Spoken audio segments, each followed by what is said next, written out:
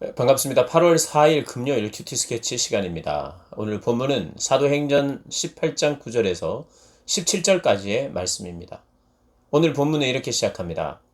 밤에 주께서 환상 가운데 바울에게 말씀하시되 두려워하지 말며 침묵하지 말고 말하라.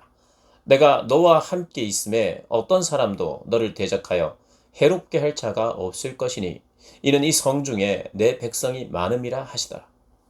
예, 오늘 본문은 하나님께서 환상 가운데 이 바울에게 말씀을 하십니다. 두려워하지 말라. 침묵하지 말라. 복음을 계속 이야기할 때 쫓겨다녀야 되고 위협이 있기 때문에 사람이면 두려움이 찾아올 수 있습니다.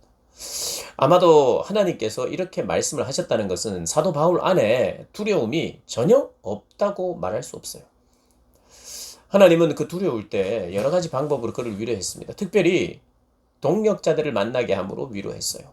그리고 사람들이 믿고 따르고 변화되는 것을 보면서 아마 위로를 또 받았을 것입니다. 하나님이 직접 주시는 위로도 분명히 있었겠으나 하나님이 열매를 보이시면서 위로도 주셨을 것이고 또 자기와 함께하는 마음을 같이 하는 동력자들을 통해서 위로를 얻었을 것이에요. 그럼에도 불구하고 사도 바울이 두려울 때가 있었던 것도 사실인 것 같습니다. 그러니 하나님께서 직접 말씀하십니다. 두려워하지 말라. 내가 너와 함께하리라. 놀라지 말라. 내가 너의 하나님이다. 마치 여호수아의 그런 여호수아에게 하셨던 그 말씀이 떠오릅니다. 하나님 두려워하지 말라. 정말 그렇게 모세에게 여호수아에게 했던 말씀처럼 10절에 내가 너와 함께 있음에 어떤 사람도 너를 대적하여 해롭게 할 자가 없다. 그리고 이렇게 이야기합니다. 이 성 중에 내 백성이 많다. 내 백성이 많기 때문에 너는 많이 이야기해야 될 거야. 그러더니 말씀하시니까 1년 6개월 동안 그곳에 있었다고 말하죠. 11절에 1년 6개월을 머물며 그들 가운데서 하나님의 말씀을 가르치니라. 말씀을 계속 가르쳤어요. 그런데 이런 일이 생깁니다. 갈리오가 아가야 총독이 되었을 때 유대인이 일제히 일어나 바울을 대적하여 법정으로 데리고 가서 갈리오가 총독이 되었을 때에 유대인들이 1년 6개월 동안 말씀을 가르치는 사도 바울을 붙잡아서 법정으로 데리고 갑니다. 이 사람 잘못했다고. 이 사람이 율법을 어기면서 하나님을 경외하라고 사람들을 권한다. 율법을 지키면서 하나님을 섬겨야 되는데 율법을 어기면서 하나님을 두려워하고 경외하라 이렇게 이야기하니까 이 말이 안 된다. 이 사람이 사회를 어지럽게 한다. 유대 사회를 어지럽게 한다. 유대인들 사이에 그리고 이 나라, 이 지역을 어렵게 한다. 이렇게 이야기를 했겠죠. 그래 14절에 바울이 입을 열고자 할 때에 입을 열려고 했는데 갈리오가 유대인들에게 말합니다. 먼저.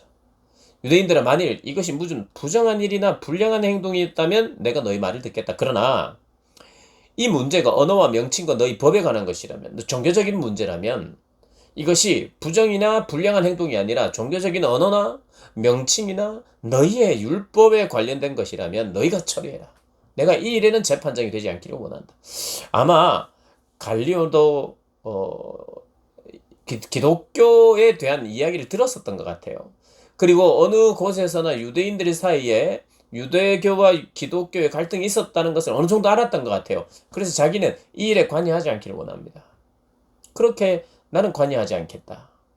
이렇게 이야기를 했는데 어떤 문제가 생겼냐면 16절에 그들을 법정에서 쫓아내었다. 갈리오가 쫓아냈습니다. 그들 모두를. 그래서 모든 사람이 회당장 소수대네를 잡아 법정에서 때리되 갈리오가 이 일을 상관하지 아니하니라. 소수대네가 누군가? 회당장인데 어제 본문에는 회당장이 누구냐면 그리스보예요. 그럼 그리스보와 동일 인물인가? 아니면 두 사람인가? 소수대네가 누군가? 법정에서 맞은 것을 보니까 아마도 유대인들이 이 기독교를 옹호하고 기독교를 믿는 그리고 회당에서 복음을 전하는 이 사도 바울을 옹호하고 인정했던 사람들이기 때문에 때리지 않았을까? 그런데 갈리오는 아까도 말했듯이 이 일에 상관하지 않겠다 말했으니 그냥 상관하지 않았어요. 핍박을 당한 거죠. 그리스도인들이 맞았다. 그리스도인이 맞았다라고 보는 것이 맞지 않을까 싶어요. 물론 이제 정확하지 않아요. 모든 사람이 누군가. 거기는 그리스도인들도 있었을 텐데 그리스도인들인가? 그리스인이 회당장을 잡아서 그랬을까? 아마도 유대인이 회당장에게 불만을 품고 네가 잘못했다. 바울을 네가 보호했다. 이렇게 해서 맞은 거죠. 그러면 9절, 10절과도 조금 맞아떨어집니다. 침묵하지 말고 계속 가르치라. 내가 너를 지킬 것이다. 그럼 회당장이 그 사도 바울을 어느 정도 보호했던 것 같아요. 회당을 열어주고 계속해서 가르칠 수 있도록. 그러니 하나님의 이 말씀이 두려워하지 마라. 네가 어떤 사람도 너를 대적하여 해롭게 할 수 없다. 그러니까 이 소수대네나 그리스보가 이 바울을 보호한 사람이 아닌가. 그래서 바울이 어쩌면 맞아야 되는데 회당장이 맞았다. 이렇게 볼 수 있는 거죠. 하나님이 바울을 지키고 있는 거죠. 이런 방식으로. 물론 바울이 가슴이 아팠겠죠. 내 동력자, 나와 함께한 자가 맞고 있으니. 그렇지만 하나님의 말씀대로 하나님이 때로는 직접 말씀하시고 때로는 동력자들을 통해서 위로하시고 때로는 아름다운 열매를 통해서 위로하시는데 다양하게 위로하시는데 우리의 삶도 하나님께서 그렇게 위로하십니다. 우리 주변에 있는 사람, 우리의 마음을 같이 하는 사람, 복음을 함께 나눌 수 있는 사람이 우리 위로입니다. 그리고 때로는 하나님께서 직접 하나님 말씀을 통해서 두려워 말라. 내가 너와 함께 할 것이다. 놀라지 말라. 내가 너의 하나님이 될 것이다. 너는 너의 일을 하라. 나에게는 너를 향한 계획이 있다. 네가 지금 거기 있는 그곳에 내 백성이 많다. 하나님의 복음의 말씀을 전하지 않겠는가?